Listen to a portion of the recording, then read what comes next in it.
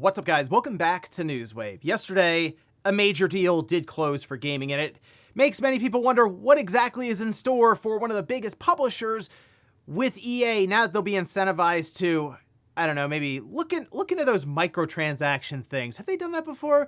Well, we'll take a look at all of that here today. Also, we are going to be talking about Nintendo because going into the fall, they are not messing around. After their recent Direct with Fire Emblem, it looks like they might have another big hit on their hands. And with Gamescom coming up later on this month, we're going to start some coverage here for the different companies that'll be showing up. This starting with Microsoft, as it looks like they have a ton of different games that they'll be showing off there. So all of that and more. Guys, if you enjoy these videos, make sure you hit that like button. Helps out a ton. And if new here to the Spawn Wave channel, make sure you subscribe down below. Guys, we're every weekday morning, 8 a.m. Eastern time, going over the world of gaming news, trying to keep you up to date here on YouTube, and then also on Spotify with full video and audio. So just know, even if you don't get a notification in the morning, there's probably a video here to check out. And we're going to start today with Monster Hunter Wilds on the Switch 2. We know that's a thing. They are developing it, and it seems like as they are doing that, they are updating some of the code that is being data mined, and it's giving us an idea as to resolution and frame rate that they're targeting. This we can see over on Reddit, as we can see some lines that were posted up here, where it looks like in docked mode, they'll be targeting 1080p to 1440p, and that could be after upscaling or DLSS that we've, of course, seen used quite a bit so far the first year of the system. And then in handheld mode, 720p to 864p, targeting anywhere from 40 to 30 FPS. I figured this would have been like a 30 FPS game, so them getting it up to 40 FPS and being able to use things like VRR in handheld mode, that would actually be pretty good. Even a 40 FPS mode in docked, that'd be fine, but the thing is, they really need to get VRR working correctly, the variable refresh rate, in docked mode. I really think that would help a lot with many of these games that aren't necessarily going to get to 60 FPS, but maybe hover between that and 30 in like an uncapped environment. Actually, similar to a game we're about to talk about. That being Final Fantasy XIV, because it did launch yesterday on the Switch 2. People were very excited about this. I know the Final Fantasy XIV community is, storied at this point. It's been around for a long time, but also quite large, and people were really jumping in to this version of the game, even though I know there's supposed to be like a separate subscription service, probably because Nintendo was like, hey, like we got to get a piece of that subscription service as well. So like, you got to give us some money from it. But either way, there is a full free trial, and I even loaded up. I was like, let me see what's going on here. And it is more than 100 gigabytes in size. So make sure you have plenty of room on your SD card or, half of your Switch 2 storage. But once you fire it up, you know what? I was kind of surprised. It runs pretty well. It seemed like in dense areas, like in town with a bunch of people around, it was chugging a bit. But when I was just out in the field doing a few quests here and there or fighting some different enemies, it was pretty good. It seems like it's just uncapped and it bounces all over the place between 30 and 60. Again, VRR in dock mode would be nice because in handheld mode, it did seem much less stuttering with that when you're moving the camera around, and probably because, again, variable refresh rate. But man, this version turned out pretty good. I'll give Square Enix credit on this one. I know it's a massive game. It takes forever to get through. I just wanted to jump in and see what it was about there with the free trial. And apparently that's like multiple expansions, hundreds of hours of gameplay. So if you're just curious about it, again, make sure you have plenty of space and you're willing to download that much to try it out. But the free trial is there. It's pretty easy to set up, and you can see what Final Fantasy XIV is all about. Oh, and we do have that expansion coming to Dragon's Dogma 2 in October, and we're getting some bits and pieces here about even the technical side, which, according to them, they've been working quite heavily with and been able to see some somewhat significant breakthroughs even for like the PS5 or the Xbox Series. Like we can see, this is over on Insider Gaming as part of, this was a Q&A that was happening on Steam. And you get additional save slots and performance optimization updates that will allow the game to run at 60 FPS in performance mode on PlayStation 5 and Xbox Series X. The recommended PC specs will also be updated. So they already talked about how just going back and doing optimizations for things like the Switch 2 can have these kinds of effects or just benefits on other versions of the game. They're not the only developer to talk about that. We've seen that many times in the past. So seeing Dragon's Dogma 2 at least have this kind of development and improvement is awesome, because I think this is something that also works over to Ori Engine in like the open world setting, because that seems to be where that engine does struggle more so than some of the more corridor or linear based style games like your Resident Evils, for example, rather than Dragon's Dogma 2 or Monster Hunter Wilds, where it's just much larger areas. This being something that they kind of work through with these games so they can set up future games with just better launches outright. And guys, with some of the quick news out of the way, let's get into the bigger stuff. Let's start right away with EA, who is now private. They've gone through with the deal. It is a historic deal at this point. We'll get to that, a little more of that in a moment here, but this was posted over on Business Wire, the press release for it, saying EA, or Electronic Arts, a global leader in interactive entertainment, today announced that its acquisition by the Saudi Arabia's public investment fund, Silver Lake, and Affinity Partners has successfully closed. The consortium's agreement to acquire EA was previously announced on September 29th, 2025, and was approved by EA stockholders at the special meeting of stockholders held on December 22nd, 2025. This from Andrew Wilson, the CEO and chairman of Electronic Arts, saying, quote, "This moment recognizes the extraordinary people whose creativity, ambition, and passion have made EA one of the world's leading interactive entertainment companies. We're entering the next chapter from a position of strength with partners who share our vision and ambition. Together, we'll invest boldly, accelerate innovation, and build the next generation of games and experiences for the hundreds of millions of players and fans who inspire us every day." All right, so there you go. Andrew Wilson got a pretty big bonus recently. Obvious. I mean, they closed this kind of a deal, which, by the way, valued at $55 billion. It's no wonder you see headlines where he's getting $30 to $40 million. It's that's probably just another day for Andrew Wilson with that. But the deal, again, valued at $55 billion. Shareholders receive $210 cash per EA share. Here's where things get a little dicey. All right, so I mentioned it's kind of a historic deal. That's because the amount of debt that has accrued now on EA's balance sheet, $20 billion of debt financing here. I mean, they transferred it immediately to EA, and that is a significant amount of debt for them to take on, I mean, overnight at this point, right? So how exactly does a company like EA try to whittle down that debt? How do they find more money? Well, that's the thing. EA, they're definitely known for things that would actually work in this case. I mean, let's consider the idea that they certainly are no stranger to microtransactions or post-spend, right? After that initial purchase of, we'll say, FC, Madden, The Sims. Didn't college football just go through something? I wonder if that's linked to this. I mean, they were pretty egregious, it seemed like, with the microtransactions, to where the community had to push back, and they decided, oh, okay, hold on, we're gonna walk this back a little bit. But that read like, for me, that they were testing the market to see how far they could push with some of this stuff. So they will indeed be focusing on key franchises. I would expect them for now to take fewer risks. Although here's the thing that's kind of interesting about them being private. They don't have to come up with, say, quarterly reports for investors, right? They don't have to try to announce things super far in advance, nothing like that. So they are a bit more agile when they're a private company in that regard. But they will also be kind of under the gun to, like, okay, we need to produce just more revenue because of this $20 billion of debt that we have to figure out. So yeah, expect, again, more aggressive monetary policies or ways that they could try to get money from people after buying the initial game. And it probably goes a little further. While they haven't announced any layoffs, nothing like that, I mean, that is a spot where they probably look at and go, okay, that's a cost-saving measure, as many of these companies do. So, I mean, I would kind of think future layoffs are most likely in the cards, some sort of restructuring even of their studios, like shuffling the cards a bit internally. And they've already spoken about this. Some of the investors have spoken about this that are buying in here or helping them go private.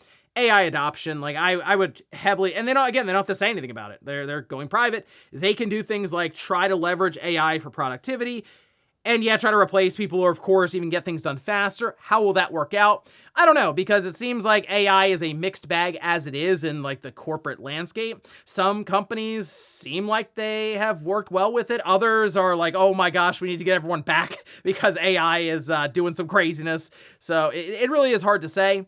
But I don't necessarily think this is good news for gaming, because I think EA is going to become kind of the worst version of themselves when it comes to those microtransactions and them getting kind of creative for how do we break through the barrier of even the $80 game at this point. But hey, at this point, EA is private. We won't really hear much from them like we would previously with quarterly reports.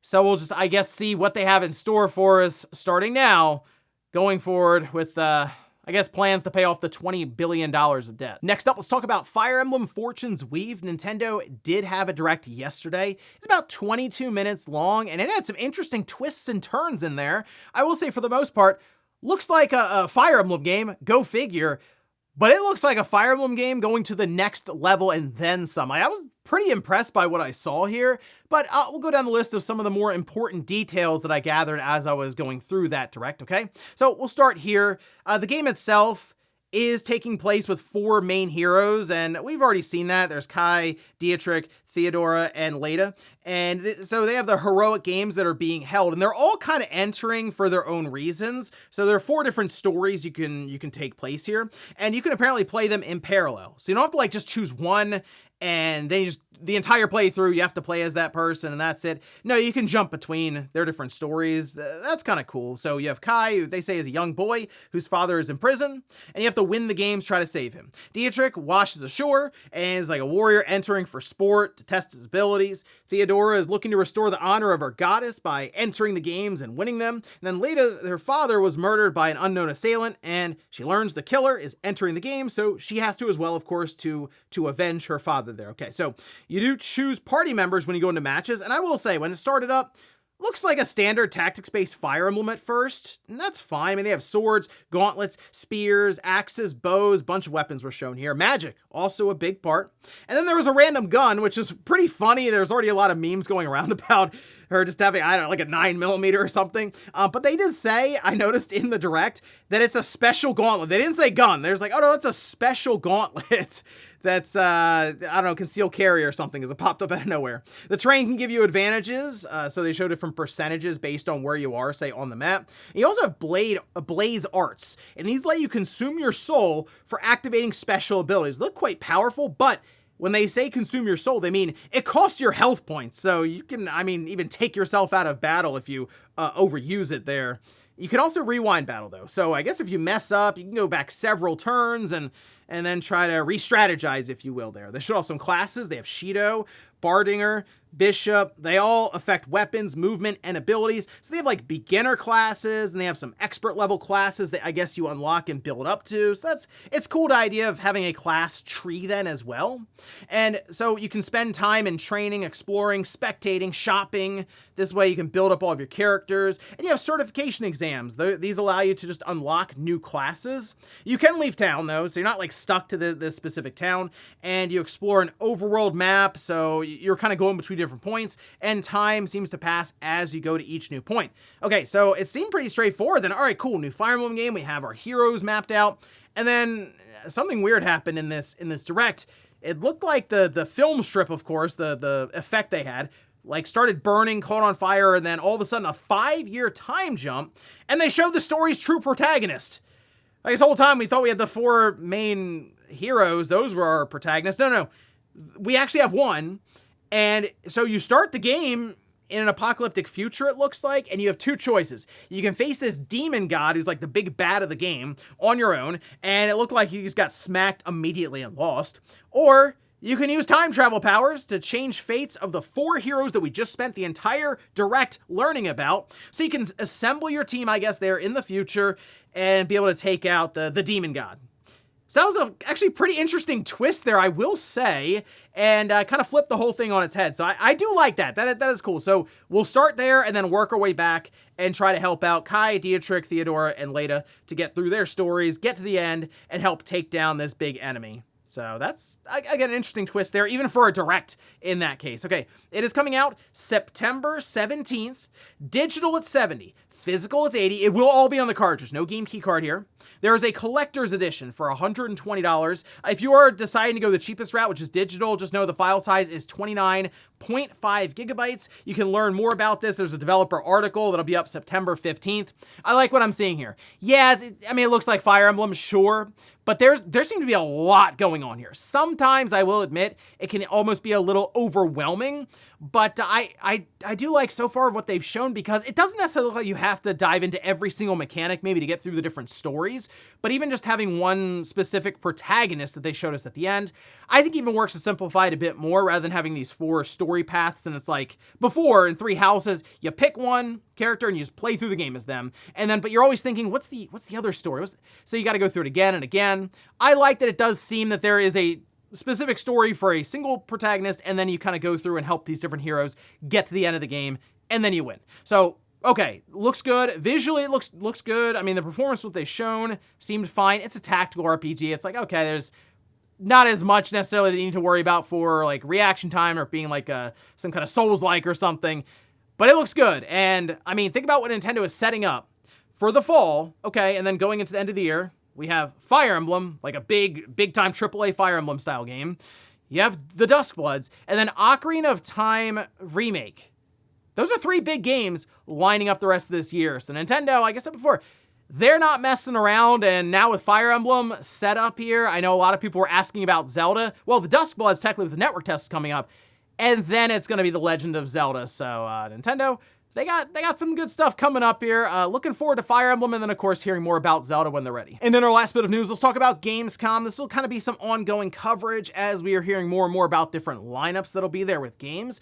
And we do have Xbox and what they will have in store for us there at the show, and there's an entire list. They put out this release over on their Newswire page, and this, of course, will be August 27th to the 30th. They listed the hall that they'll be in, and they'll have a ton of games. I put down a couple of some of the more notable ones, like Call of Duty Modern Warfare 4, Gears of War E-Day, Fable, Minecraft Dungeons 2. So those will be pretty interesting there to see from their first party perspective. Third party though, Alien Isolation 2.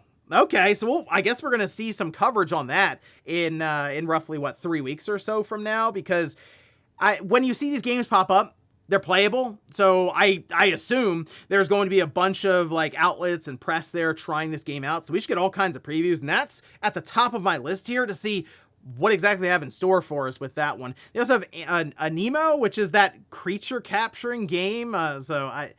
All the stuff that's happened with Power World, it's like, here comes another creature capture game. We'll see how that goes.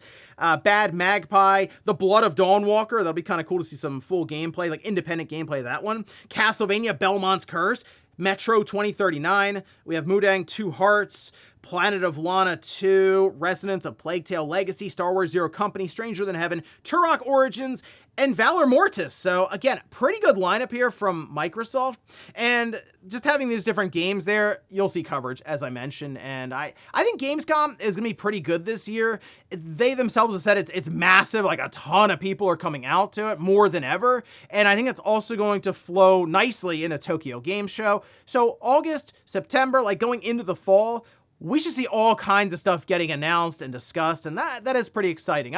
Gamescom is one that I've been curious to go out to someday, but I also said that about E3, and then I never did, and then it went away. But Gamescom actually seems to be getting stronger as we go along, whereas E3 was just spinning its wheels and couldn't figure out what it wanted to be. Gamescom has kind of known this whole time, and they've only grown because of that. I mean, They record like hundreds of thousands of people apparently that go out to this thing. So it's, again, a lot of stuff should be breaking around that time towards the end of this month. And just based on Xbox's booth alone, it has me a lot of games to check out. And before we go to the comment of the day, we'll take a look at the poll that I posted up yesterday, where I ask, are you picking up Fire Emblem Fortune's Weave? All right, 35% say they're just not interested. 26% say yes, getting it ASAP. 20% maybe later if there's a sale. I mean, the Fire Emblem games have gone on sale. I know people say first-party Nintendo games don't go on sale. The Fire Emblem games, I've seen them all on sale at some point. So, hold out a little bit. You'll, I guess, see it maybe getting marked down, 20% at some point. And then 19% don't have a Switch 2. I do think the Fire Emblem community was already bought in on this thing. Like, they didn't need to see the Direct. They're like, yeah, I'm buying it. It's Fire Emblem. And Fire Emblem does have that pull for the enthusiast crowd. It's just always been about what can we show in a Direct that might get other people interested in it. And I think this Direct did a pretty good job. Did it show a lot? Like, there were a lot of mechanics to where it could almost get overwhelming or intimidating for someone who's more casual with some of this stuff. Maybe, but I also think it showed a lot of value, and even having that fun twist at the end for the main protagonist, that is enough to get people go, oh wow, okay, this is a little different than I was expecting even. And the visuals, I think, again, look pretty good. So overall, seems like you're gonna get a lot of value out of the game. The $80 physical thing, I know that's still like up in the air right now for people that are like, oh man, $80 games. But then they also go, or I guess the alternate, the timeline split, as I mentioned, is $80 game or the Sony route where there's just no game. So I think some people are coming around even to the idea of, well, if it's going to cost more, at least I get a physical copy and it's all in the cartridge. But I don't really like to see games going up like in price anyway. But if not anything else, hey, all digital for $70. And we'll finish up with the comment of the day as you're seeing here. This is from the Blainer, who says, if you haven't bought a new PC or console yet, you might as well go retro. Prices aren't going down. Well, okay, yeah, so prices aren't going down right now. Of course, there's speculation back and forth about will prices ever go back down again? And you'd like to think eventually they would, like someday, even 10 years from now, AI's either completely failed and sputtered out, or it's actually made lives for everyone great. Like overabundance, it's amazing, prices go down. So I mean, either way, everything crashes and burns, and RAM is super cheap, but then everything else is bad. So I mean, you can't really eat RAM. I guess the good ending is that things work out. The economy is like 10 times as much 10 years from now, and everyone can just have a replicator in their house and just make whatever they want. But so when you mention retro gaming, right now you can just do emulation. And I'm just telling that for everybody because I'm already seeing the way that these companies are treating their back catalog, making their stores legacy at this point with even the PS3, the 360 is way out there now. And but you can build a little emulation PC box for $100 or less. I might do another video on it. I've done multiple, but like the builds now you can get and you approach it correctly, $100, you can play everything from PS2, GameCube and back. And you dive into that PS2 library, you're never coming out. There's so much stuff that is genuinely interesting, unique, creative. I mean, it was a different time back then, and now you can experience it like 720p or 1080p and smoothed out visuals. So maybe we'll dive back into that. I have a little build that I put together for like $90 something, and we can check it out. So you could do it yourself if you want. And ladies and gentlemen, that's going to do it here for Newswave. If you enjoyed this video, guys, hit that like button. If not, hit the dislike. Leave comments down below about everything we talked about here today. If you missed yesterday's Newswave, I'll leave it up here in a card. Or maybe you want to check out some other emulation devices. I looked into one that actually mimics the DS really well, and now it's even better due to recently released custom firmware. I'll leave that right below. Thanks guys for watching, and I'll see you next time.